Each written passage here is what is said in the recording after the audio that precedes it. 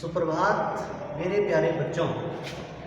आज हम कक्षा 10 में हिंदी व्याकरण पढ़ेंगे और हिंदी व्याकरण में जो पहली यूनिट है, पहली जो इकाई है, उसे वाक्य कहा जाता है। रचना के आधार पर वाक्य के प्रकार। कुछ वाक्य अर्थ की दृष्टि से होते हैं तो कुछ वाक्य रचना की दृष्टि से होते हैं। अर्थ की दृष्टि से वाक्य 8 प्रकार के होते हैं। आप क्लास 9 में पिछले साल पढ़ चुके हैं। इस साल आप पढ़ेंगे रचना के आधार पर वाक्य के प्रकार। सबसे पहले हम वाक्य की परिभाषा जानना चाहेंगे। हिंदी भाषा में रचना के आधार पर वाक्य 3 प्रकार के होते हैं। नंबर 1 सरल वाक्य, नंबर 2 संयुक्त वाक्य और नंबर 3 मिश्र वाक्य। सरल वाक्य किसे कहते हैं? जिस वाक्य में एक कर्ता यानी एक कर्ता कारक, एक कर्म कारक और एक ही क्रिया होती है, उसे सरल वाक्य के नाम से जाना जाता है, जिसको इंग्लिश में कहते हैं सिंपल सेंटेंस।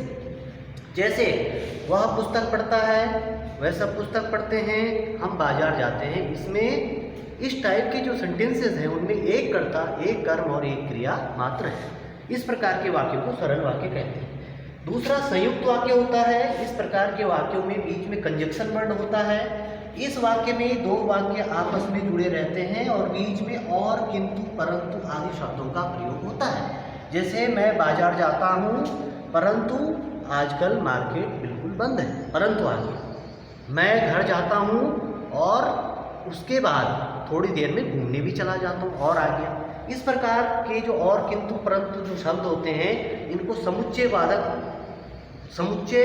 वाचक शब्द कहते हैं और इनको इंग्लिश में कंजक्शन वर्ड के नाम से जाना जाता है।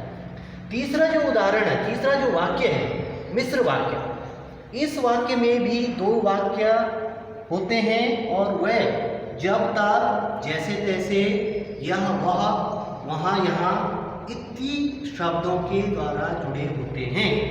इस सेंटेंस में, इस वाक्य में उदाहरण ऐसे बनेगा, जब मैं इस स्कूल में आया था उस समय यहाँ कक्षा 10 तक ही पढ़ाई होती थी। जब और तब आ गया। इसी प्रकार से जैसे जैसे बच्चा बड़ा होता है वैसे वैसे उसकी समझ विकसित होती है।